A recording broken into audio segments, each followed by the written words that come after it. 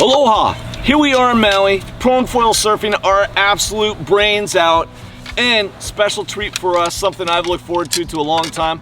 We have Sky Rama here, who's one of the preeminent foil surfers that around, right? Around, Guardians of the Holy Rail.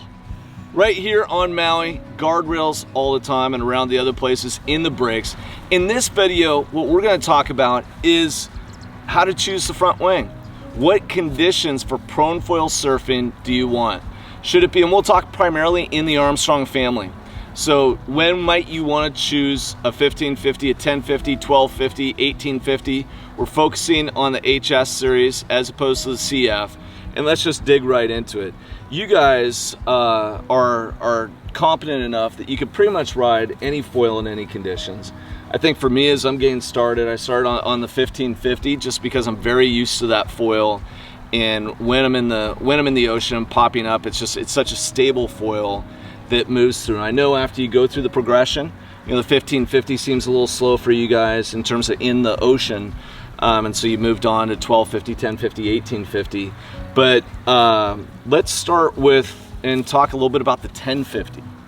Like, what conditions would you choose to go the 1050, and would that be on your 72 centimeter mast? And which fuselage do you normally ride it on, or does it just matter in terms of the conditions are so varied?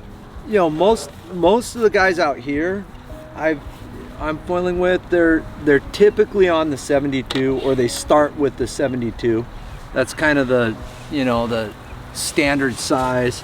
Now, the guys that are pushing the progression a little more, they like to shorten it up. And I think, you know, Sky can kind of talk about this. When you shorten things up, whether it's, you know, your mast or your fuse, things start getting looser. So the guys that are like Ken and some of these guys that really like, you know, vertically hitting the wave and banging that wave, they're shortening things up.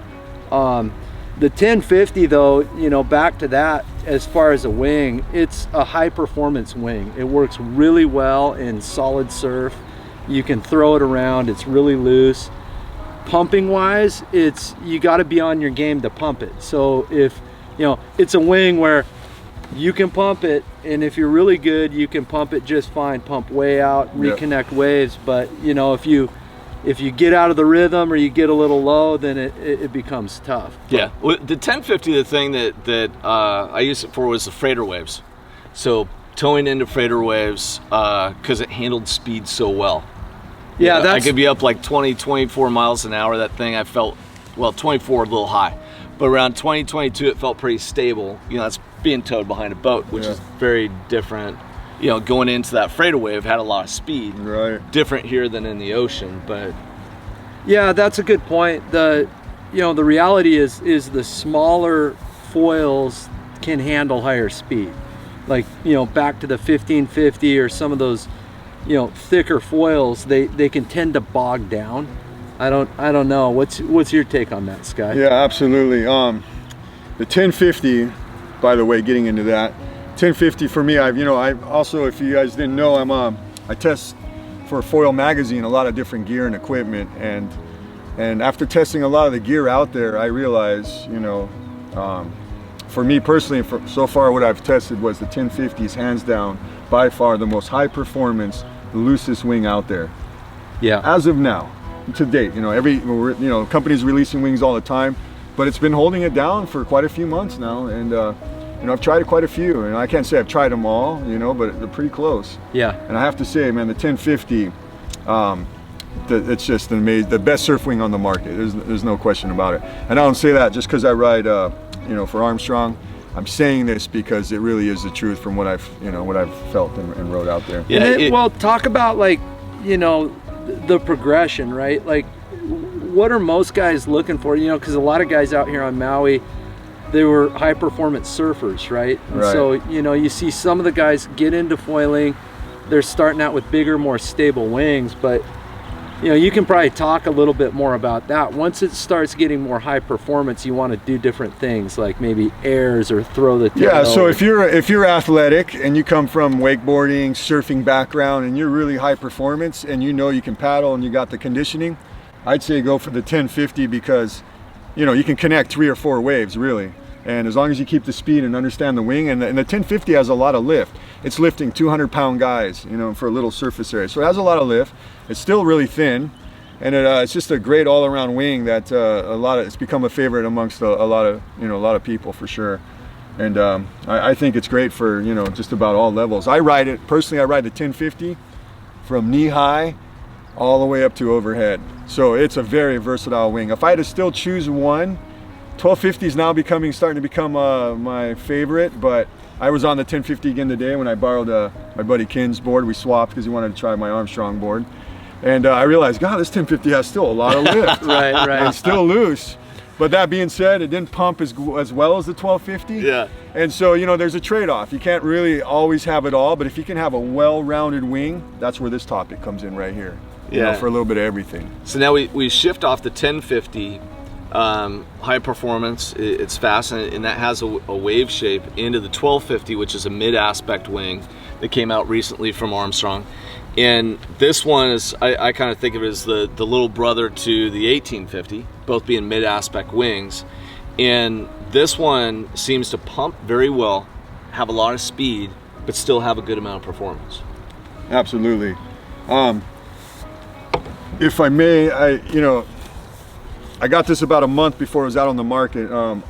You know, Army sent me one, and as soon as I got it, and he told me before he sent it, he goes, it's thinner than the 1050. And I said, that's beautiful. Because, you know, my mantra is thin is in. And yeah. And so even for beginners, if you have something wide enough, this is 83 centimeters wide. Now when you have something this wide, it's gonna be stable. Especially if you have a 60 or 70 centimeter fuse, right? This is gonna be stable. So don't be afraid of high performance, because I promise you this, you will outgrow some of these other wings that are out there that are 2 years old. You know, people want, oh, I'm just beginning, so, and sure, that's fine, but do you really wanna buy another foil in 2 weeks time or a month? You know, do you wanna go through that? If you do, then that's fine. But you know, in general, these are still very user-friendly, and they're very high performance. I mean, you can pretty much, it's just very versatile, you know, you can do everything on it. And yeah, and what I really love about this one is, I was a little shocked at first, said 83 centimeters wide, that's too wide, is what I thought. Well, that shattered that illusion because of the thinness, and then we got this really thin tip as it thins out. It just really, you know, it really performs excellent. And yeah, it did shatter some of my illusions, you know, so don't ever think you know it until you try it. That's a 1250. The 1550 is changed us back to more of a wave foil, and we like it behind the boat in terms of, I love the 1250 but behind the boat. The 1550 is kind of that much thicker, right? It's thicker, nice wavy feel to it. I've been using it out here in the ocean, and it feels great to me. I don't think it has the speed, performance, and pop that you get out of the 1250 and the 1050, but it's nice and stable. But if you want to be looping, and if you're I mean, Sky can loop anything, right? Johnny's getting pretty good at looping these things, but if you want the pumping machine in those smaller waves that you can get back out there, it's hard to look away from the 1850 in terms of just efficiency of getting back out there. Maybe you guys can talk about how riding the 1850 and how you think about this as a part of your Armstrong quiver in the ocean. I love the 1850. It's one of my favorite wings, personal favorites. On the lake, some of the videos, the cool thing about the 1850 is you can fly it on anything. You know, I call it you go find a Jesus wave, just a little bump, you know, an extra something, and you're gonna be able to fly it. The cool thing is too, is it will handle high speed. It really will. It has a great top end, absolutely. So with that top end, you know, if you so choose, you can surf the 1850 in relatively big waves. Now, you know, you will have a much more lift characteristic, and then your turning is going to be longer and drawn out. But all that said, it's great. When it comes to pumping, this wing, small surf, medium surf, you can ride it and all of that, but you don't get as exhausted when you're looping, when you're circling trying to catch waves. I don't know what Sky's record is. I think it might be 11, 12, 13 waves. Oh my God. Or 11 minutes. Like, yeah, I lost count. It was about just under 9 minutes that I could go on the 1850, and you know, it just has to be the right conditions, and you know, you got to be mindset for it and pace yourself. But yeah, right down here at guardrails. By the way, we are just right above guardrails right down here, so ironic that how that is. I know. We'll do it. We'll do a quick pan. Yeah. I at this point I can only dream of being able to do it for that that long. But man, it's so fun. To me, it's like, and we'll talk about this in another video in terms of how to actually get out there and loop those waves. But that's where it all comes to life, because you get those waves before they even start breaking. You bank on it and you're riding again. The 1850 is one of those ones that we rode tons of Jesus waves.